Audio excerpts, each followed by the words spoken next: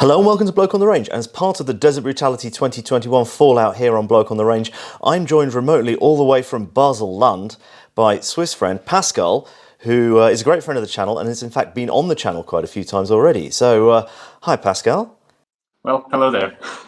How have you been the last couple of weeks since the match?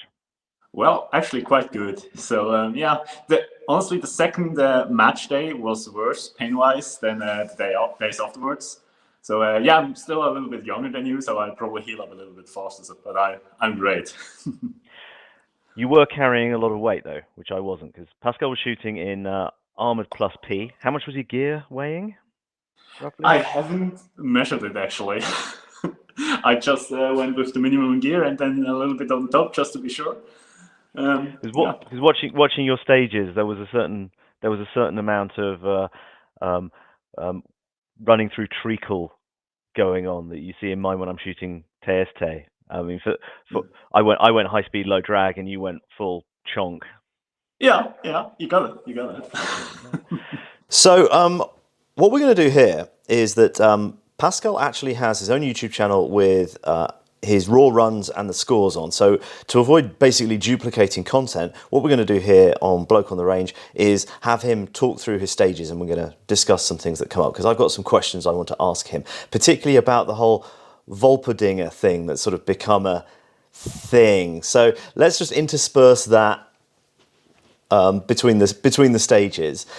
Now, we had the pleasure of your gracious company on our squad, which was really cool, and so let's watch your Casada drill, which was the first one that we did.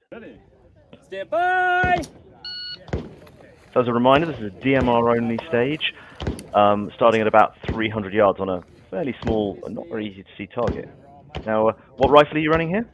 I was borrowing for the DMR a Scar 17, a Scar H, with a Vortex 1-10 Razor Chain 3, and a Magpul bipod. And I'm honestly quite happy with how the stage went. One or two, I think I have like 1 or 2 misses in total, and I took a bit of time finding the target. But it's just because I have barely any experience with scopes. I had like a 6-hour crash course in the Swiss military with the scope, and that's about it. Ooh.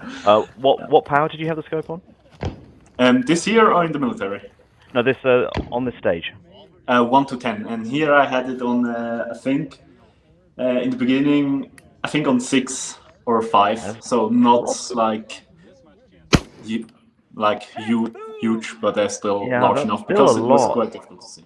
Sorry? Yeah, that's quite a lot. And that makes it a lot harder to find the target. Well, yeah. It's always a compromise between finding the target and then being able to aim at it once you found it. And yeah. I mean, I was quite happy with the 4 power on the Chinesian Dragunov, but let's just say we're immediately seeing the difference between modern gear and Cold War. Well, yeah. You had the bipod as well, right? I did, luckily. I think that makes the biggest difference, having a bipod or not on this stage. Yeah. Jordan didn't. But poor Jordan was struggling. Mm-hmm. But you're doing good throws with the 16-kilo kettlebell. Well, honestly, I was expecting to time out on the stage, especially seeing how my Finnish Brutality Casada drill stage went compared to Remote Brutality. Remote Brutality, my throws were great, but my shooting wasn't that good. In Finnish Brutality, it was quite the opposite. And here, I just, my transition from shooting to throwing kettlebells I see here is probably a little bit too slow. But I'm decently happy with the rest, because I'm not that big of a guy, I'm not that fit. So just in general, that I got through it is already a good stage for me. Yeah. Certainly, if I were to offer coaching, it's you're taking a lot of time to do the non-shooting things. Yeah, exactly. Big throw! Big! Wah! Yeah, you had the same thing happen as happened to me. Yeah, just behind the kettlebell stops just behind the line, Hey, push that bell over! You got away with it though. I didn't. Good. Shoot again from where you are. Get that hit, man. But it has gotten close. Hit! You are finished, As you've seen. sir. Good You job, did really well, mate. Time is 198.29. 198 Exactly. I cannot see this very well because I don't have my old man glasses on. Yeah. Okay, so you are, as usual, wearing modern gear made with original. Is it original alpenflage material recovered, or is it new it's print? I have here my helmet as a example. It's basically from Roman Komas from Facebook fame. He does Cry Gen 3 copies in all kinds of patterns. But I did send him in some Tats 83 fabric, and then he made me a set of clothes and a helmet cover. Cool. And is that related to the Volperdinger thing or separate to it? The Volperdinger thing is a little bit complicated. It's kind of an inside joke for guys who have done the Swiss military around my time when I was in. Do you want to get into it right now, or? I think we should leave everyone hanging and thinking, what a little bit more? Okay. crap is this Volperdinger thing? Yeah, let's leave that hanging for the minute and move on to stage number 5, isn't it? Yes. The second one. Mhm. Okay, so this is the famous sled drag, which was an absolutely awesome stage. So That was let's great, see how yeah. you got on.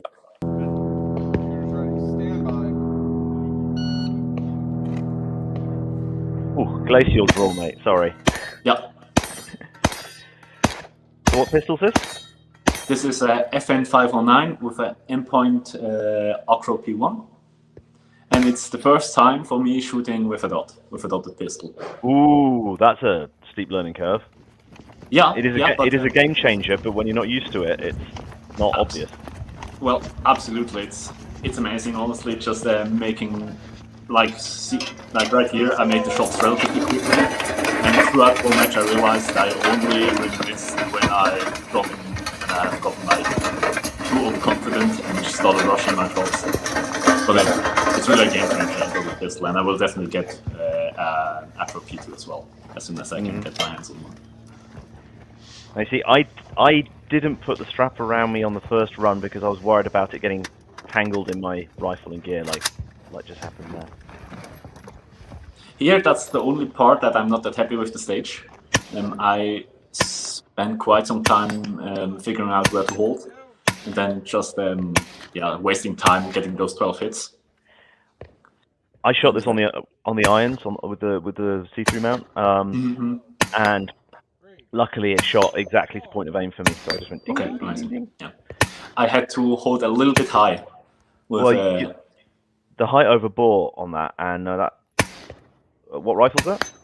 This is SIG 553, short barreled, and it's roughly in a Army Reconnaissance Detachment 10 configuration. So the collapsible and foldable buttstock, the pick rail, BNT grip, in-point red dot with magnifier, and then a suppressor.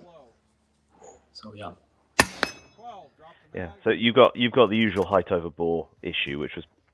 Well, that and with the suppressor, I haven't shot with suppressors at all before. That's the first time really shooting with a suppressor in a match, and having the ejection port basically inside of the tire, it started to kick up a lot of dust and debris that was already inside the tire. It wasn't bad, but it was just like, oh shit, that's actually.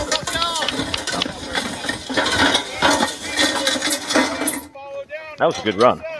That was a good pull. It was decent. Just except for wasting some time on the rifle. I remember that. It's decent. I'm already going for the mag. Yeah, my buddy actually gave me all 24 rounders extended mags. Oh, cool. So was had a lot of ammo at hand.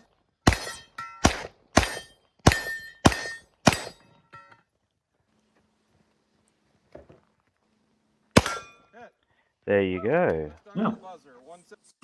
So the Volperdinger thing. Okay. Leg shoes.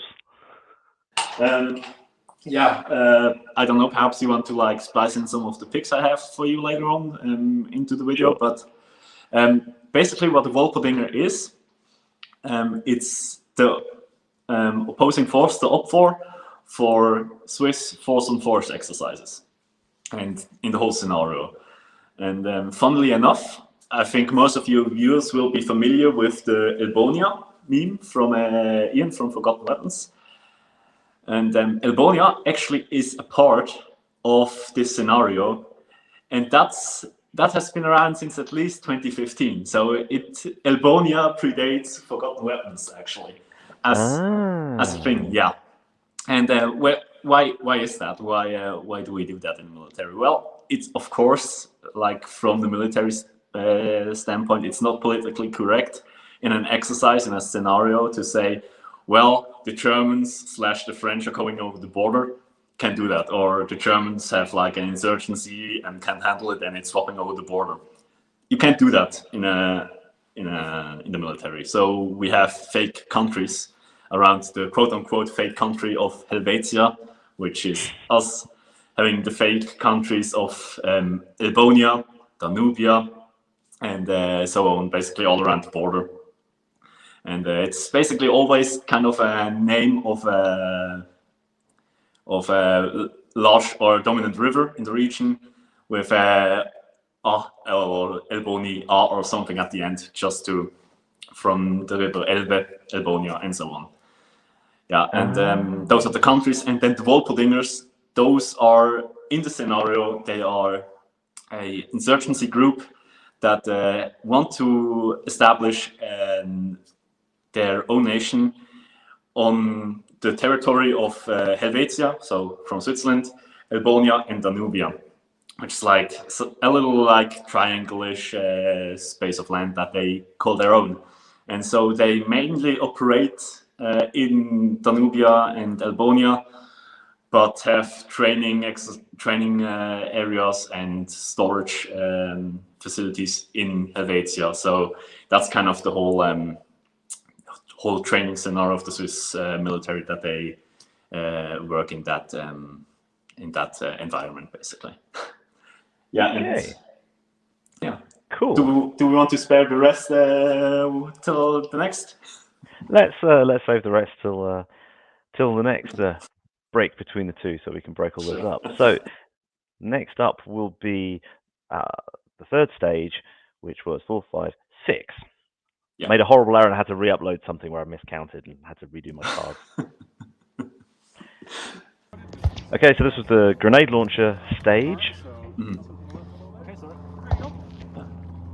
Yeah, I was the first from our squad who shot that stage.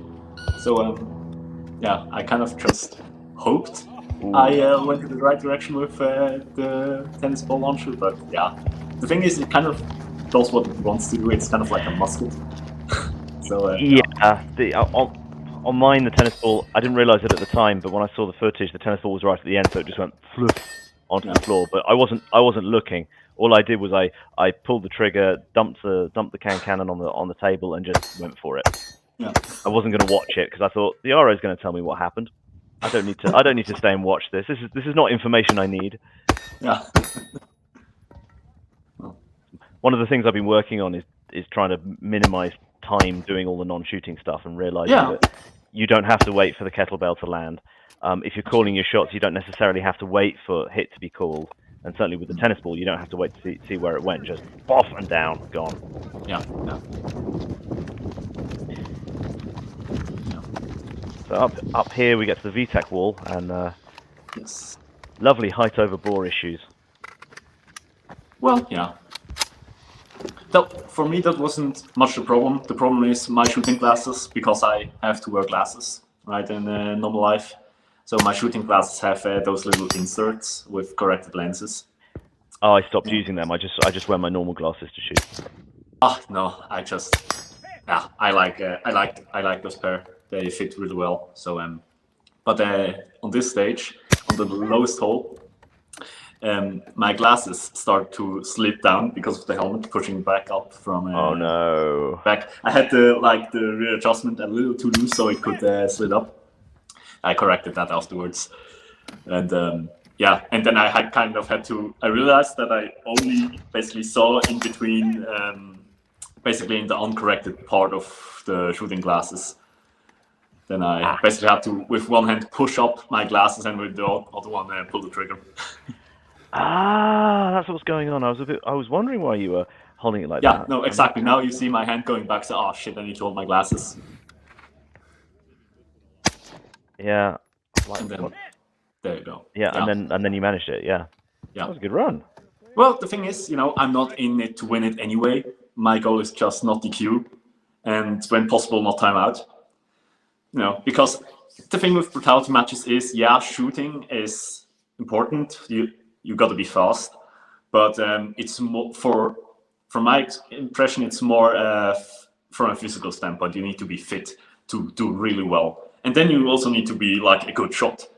So, and I'm a decent-ish shot, okay-ish, but I'm not that fit. So I always go in with, I do it for the fun, not to win, and I just try to do as good as I can. So yeah. Okay. So do you want to continue with some kit or some other? I have. I don't have the rifle anymore because I also borrowed it. But that's kind of my setup of my 5.53. Sorry. The short barreled one stops roughly around here with the barrel and then the muzzle device, and then there was the suppressor on it. Then this one is the long barreled 5.53, so roughly 13-inch barrel all in all. And I actually really like them. They're good guns, and I'm used to them. So the rifles didn't give me a problem at all, except the SCAR. That it had one malfunction during the match, but other than that, all of the guns ran perfectly fine. If I remember rightly, that was on stage 7, which just happens to be the next one. Exactly. Perfect lead in. Hey. Okay, so here we are at the Fulda Gap. DMR first, targets out to 550 yards, 500 meters. I think that's already where I had the malfunction. I think, after the first shot, where I had a double feed. Yeah. And then it was okay again. Yeah, just a quick thing. The problem is, first I had I racked the bolt just out of a training scar.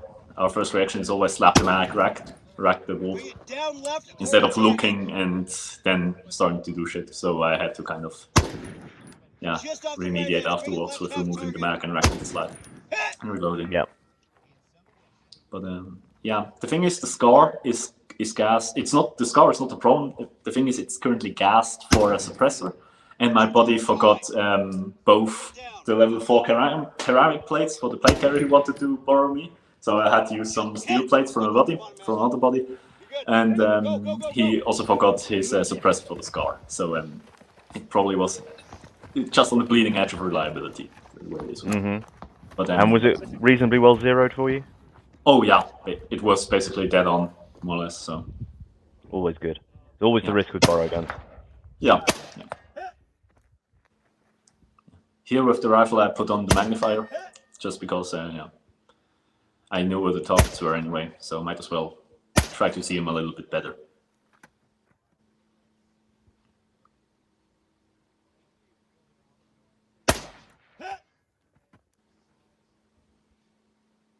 I found the 2.75 power armor-like scope that I was running on my garbage tier rifle was actually pretty good for this. I don't think I'd have wanted a 4 power. I think 2.75 was a good compromise for what we were doing. So that was that. So should we take this opportunity to have a look at some of your other kit, like your battle belt or your plate carrier? I think either the belt or the plate carrier. I think the plate carrier is a good example because we just shot the DMR, and I can get into especially my mag pouches. But currently I don't have plates in. That's why they're light, but yeah, I need to put them back in a while. So what I use as main mag pouches on the front are S-Tac mid-length mag pouches, and those are 7.62 by 51 mag pouches. So actually made for 308 magazines. Why I use those is with the 550 magazines, you can see you have this big fat rib, and even without the coupling knobs, that rib makes the mag really fat. And you also have like it's a lock-in, rock-back magazine, so they're wider and fatter than basically any other magazine, except for perhaps G36 Max, original German ones. So with those magazines, the 7.62 mag pouches from S-Tac work great.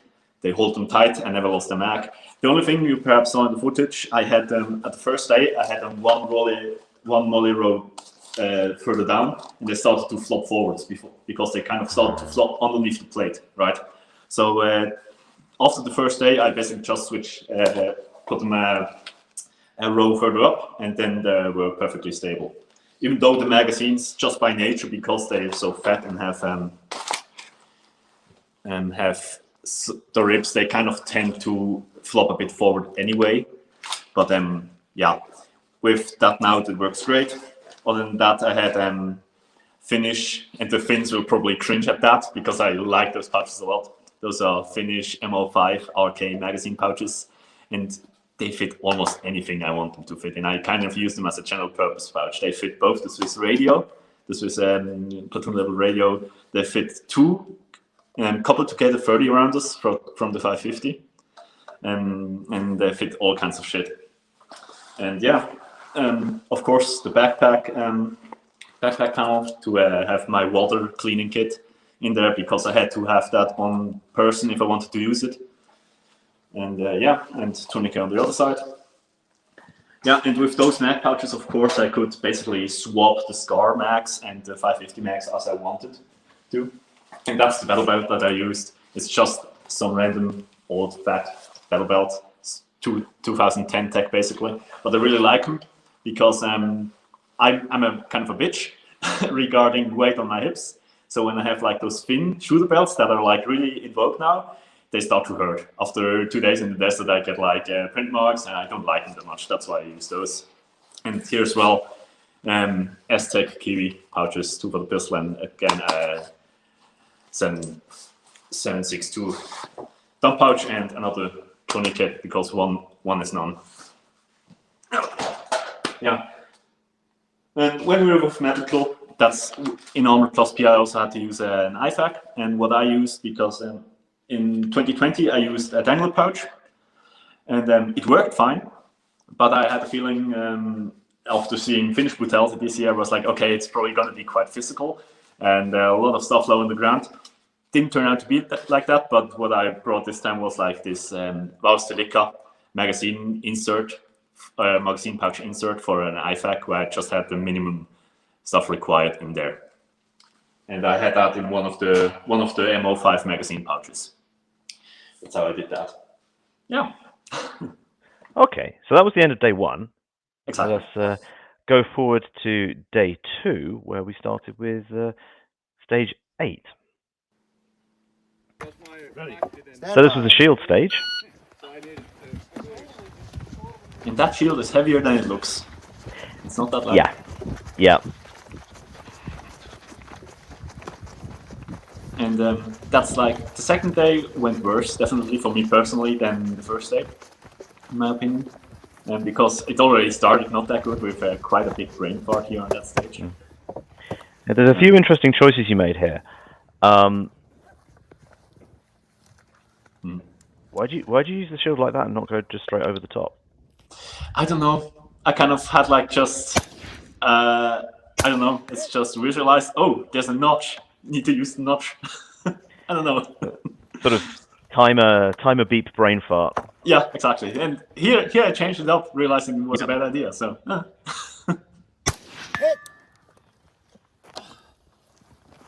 But that's not the brain fart I'm talking about. The bad part comes when... I know that comes. Yeah. I think I know exactly what you're talking about here. Yeah.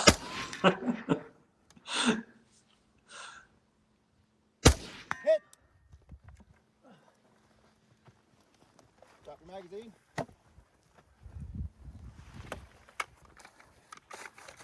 Yeah, with all the moon dust, stowing mags was a good plan. Yeah, and they're borrowed mags, so I don't want to get them all fucked up. Hit. Move. So, The rifle is empty and now deemed a stick. Exactly. Right. Here, that's what I'm talking about. Kind of. Yes. Yeah. The viewers will see what I mean. For some reason, I don't know why, I had it in my mind that I have already now have to shoot the handgun one-handed. For no reason. And so I tried to raise it on the shield, which doesn't work. The handgun will just do whatever it wants. At least for me. So God bless my buddy who's filming right now. Because lean it towards you and use 2 hands, Pascal. Oh, good. There you go. and I realized, oh shit, I can do that. And Yep. bam, immediately take those 2 hits. Drop the shield. How much one-handed training do you do? Sorry? How much one-handed? How much one-handed training I did? Not much. Or a bit. Not enough. Clearly not enough. And now I have the sun in my eyes, so because I don't use the other hand anyway, I just take up my right hand and kind of try to shield myself from the sun.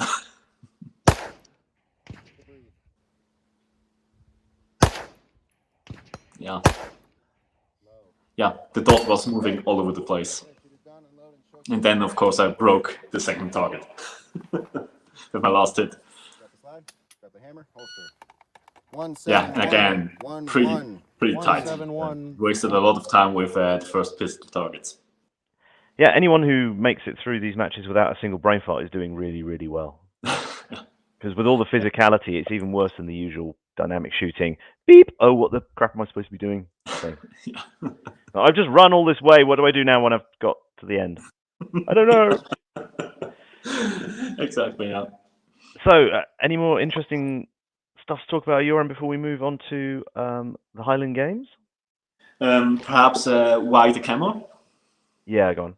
Oh, Well, okay. you're Swiss, obviously. Go on. Well, yeah, that. But, well, it's still connected with the Wolperdinger thing.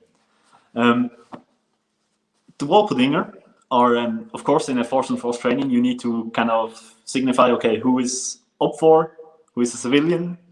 You can't all run around in camo and just, So what they do for, of course, civilians, they just wear their own civilian clothes. Then for Wolperdinger, there are 2 main ways to basically mark them. That is, if you're more on the western part of Switzerland, more towards the French-speaking part, there's usually you wear British Desert DPM Gore-Tex pants and or jacket, and that's why I had that stuff at Finnish Brutality. Same thing, yeah. And I don't know where the Swiss military got that stuff, but probably from the same place where the Warsleika guys get them, as surplus. And if you're in the eastern part, on those bases, it's usually old either tank onesies or just the Pattern 83 uniforms. And yeah, that's how they use. That's how they mark up for. Basically, that's how they mark the Wolperdinger. Yeah. Now, from your perspective, as someone who's very used to seeing the TAS 90, the modern camo, how do you find that the old Tutti Frutti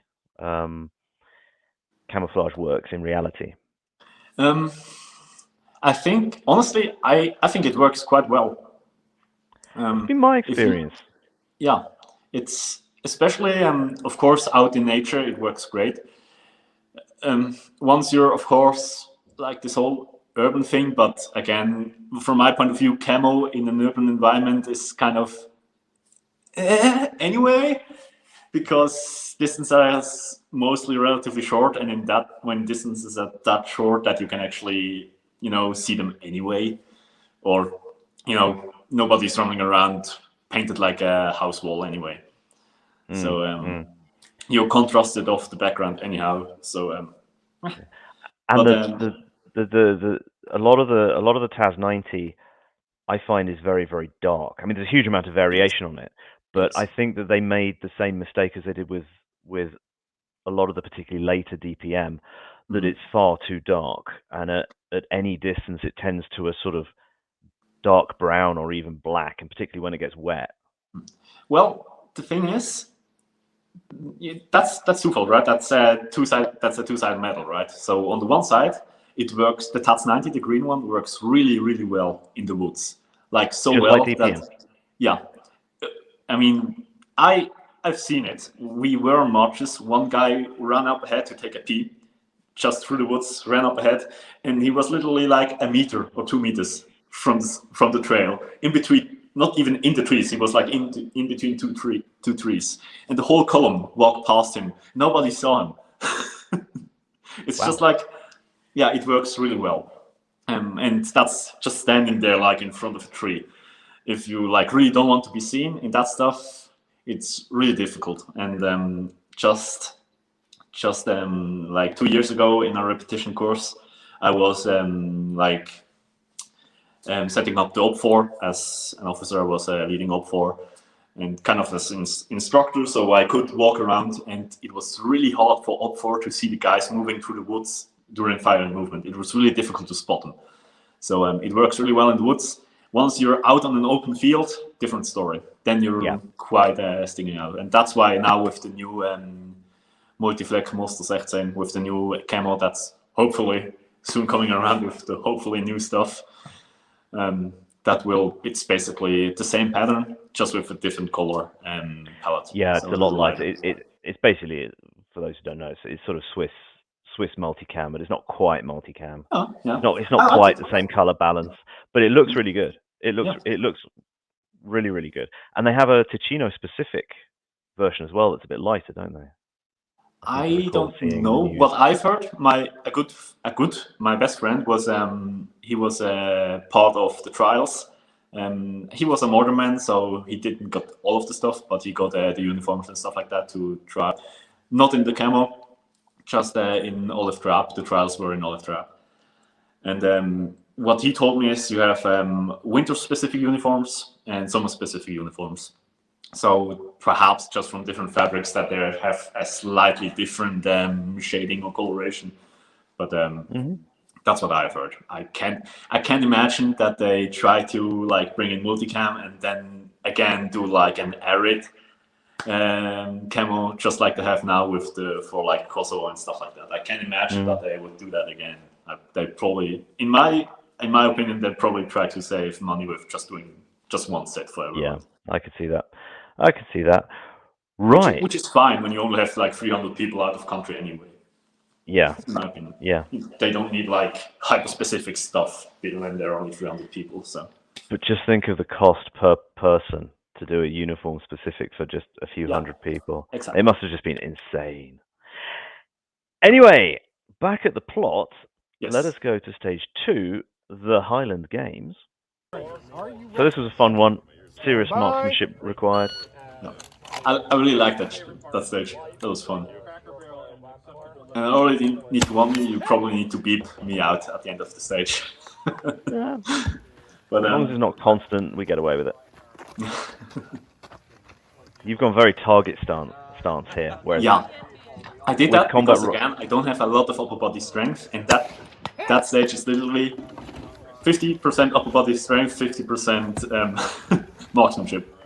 And I was like, okay, how can I do this? How can I shoot that target that's quite far away with using the least amount of energy from my upper body? And that's literally standing sideways, resting my elbow on my general purpose pouch or my pouches, and shoot like that.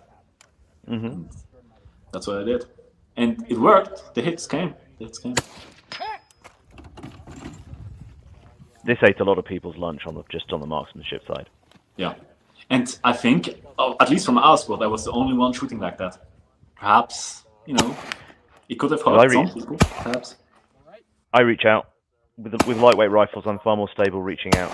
Yeah. I mean, on that rifle, you can't really reach out that far. So. No. Slow it down. Yeah. And here it starts where I start to waste time on pistol shooting. Just starting to miss, not working properly. now, an example of Swiss marksmanship in action. That's Jordan, The right? stance. That's Eric. That was Eric. Yeah.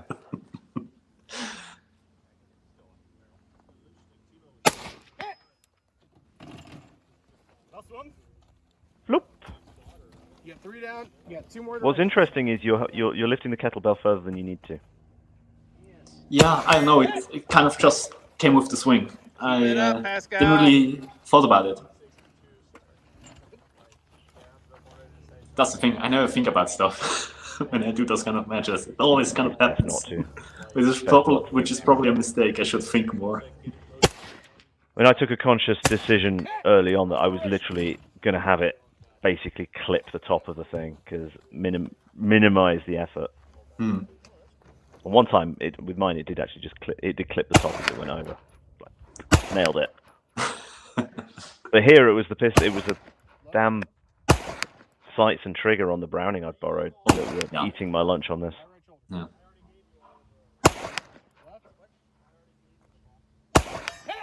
And here again, getting winded, not concentrating, not working, probably wasting all this time on pistol. You have Here. this. The last shot. Breathe.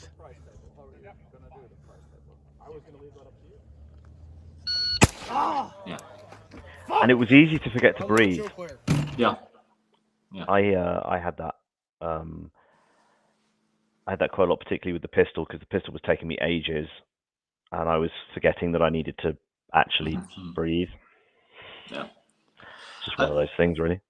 Yeah. I don't know. Probably, perhaps that's just my background of target shooting for now more than 15 years, where it's just kind of natural, just breathing through the stomach, and just like not holding breath, but just breathing out, and then bam, the shot goes more or less. Mm-hmm. I don't know. I just don't think about it anymore. So have we expended all the things to talk about at your end, and should we just go straight on to the charge up the hill, or have you got something else? I think we have everything now. So okay, let's stop boring the good people at home and go straight on to stage 2, the 7th. His right side is best as possible. Okay, so this was a super cool stage. I'm not just saying that because I had the fourth fastest raw time, but it was a really awesome stage. Shooter, are you ready? Ready. Stand by. Yeah. Horrible draw. I wasn't going to say anything, but yeah, that was good. And I was glad I was going high-speed, low drag on this one. Yeah, looking at how I run up that hill, it's pretty slow.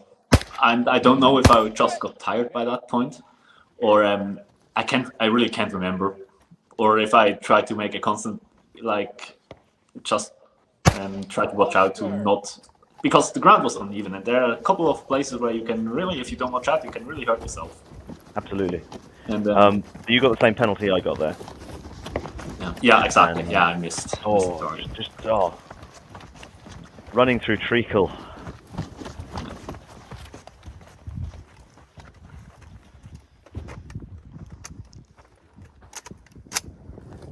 With the rifle here, at that part, I'm pretty happy.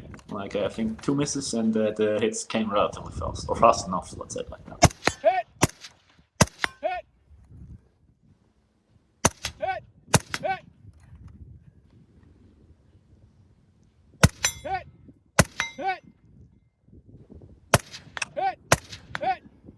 Yeah. Not a lot to say here because you're making the hits. You took it. I mean, I used one of the ends of the hedgehog and just pivoted around it, whereas you've gone down into the middle and are moving the rifle up and down a bit. Yeah. I don't know. I just kind of I looked at it before when we had the stage walkthrough. I looked at it and was like, yeah, I can make that from like the angle wise. I probably won't shoot the tank trap. So I went for that because at stage 7, the DMR stage, I had it on top and I realized, oof, that's difficult. But there on that stage, the angles didn't work out like shooting from the middle, at least from my point of view. So I just used the one on top. But here, the thing that would like pet peeves of that stage for me, like stage 2 here, is definitely the slow movement. Like running up there was pretty slow, and then of course the penalty with with the handgun. That wouldn't have been necessary. Definitely for me with the dot, that should have been an easy hit to make. It's easy to do. You think, I've just been nailing these tiny little plates. This big one's not going to cause me any trouble. And then, shit. Yeah. c'est la vie. Okay, so we're on to the spinners of doom that ate practically everybody's lunch here. So starting out with the DMR spinner, which you're shooting 308, so easy life. Well, it would have been if I could have seen the target. Problem was, like already here you see there's a lot of dust, and at this point I already got dust into my eyes. Like it's really here it started to burn and itch, and you know, there's one way of not being a little bitch and just hit the target, but apparently I didn't thought about that at the time. What is it Russell says? Pain is infinite, but you can ignore it for 3 minutes. Yeah, there it is. Oh, you should technically have been DQ'd for that. Ooh. Yeah, exactly. They were very generous there. Yeah, we need to talk about that like afterwards. Yeah, let's talk about that afterwards. They were very nice to you there. Yeah, I mean, yeah, and here at that point I had dust on my rifle, and with the first shot it got all into my eyes again. And now here after like 5 to 6 shots, I literally couldn't see the target. And I have in the Combat 4 that was in the rifle, I had a little kill flash on there, like those little honeycomb things, to kill the flash to kill the reflection. But even that, I couldn't, with all the shit in my eyes, I couldn't really see the contrast between the target and even that anymore. It was that bad. It really was just, I think it's there, pum pum pum, and I couldn't even discern where the spinner was spinning at the moment. So at this point it was hopeless and just trying for the sake of trying.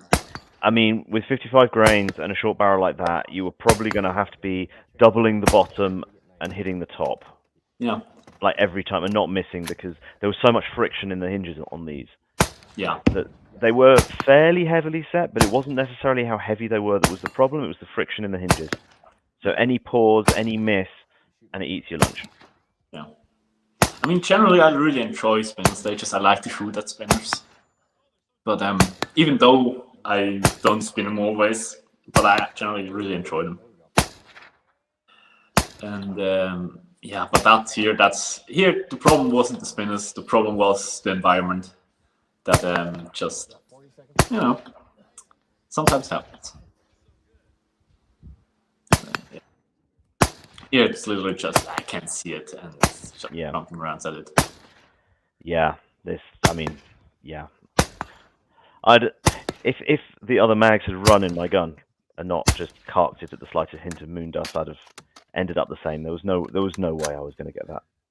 Decent reload though. For that's pretty good reload, yeah. That's the thing.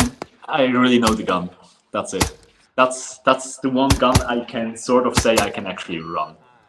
Mm-hmm. But yeah, that was just hopeless.